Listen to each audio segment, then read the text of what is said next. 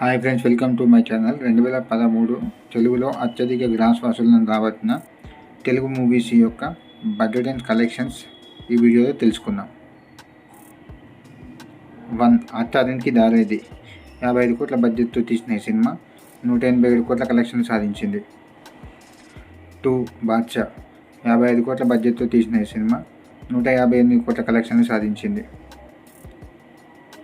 3. సీతమ్మ వాకిట్లో సిరిమల్లె చెట్టు 40 కోట్ల బడ్జెట్తో తీసిన ఈ సినిమా 103 కోట్ల కలెక్షన్ సాధించింది.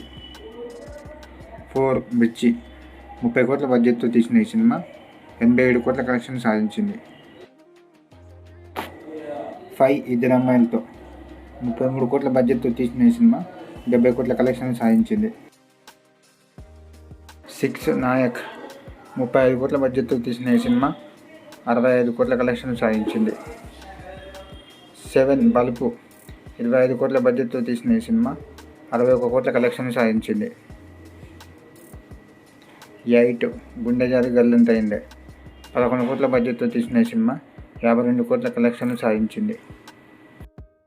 ఈ వీడియో మీకు నచ్చినట్టయితే ప్లీజ్ లైక్ చేయండి, షేర్ చేయండి, సబ్స్క్రైబ్ చేయడం మాత్రం మర్చిపోకండి. Thank you friends.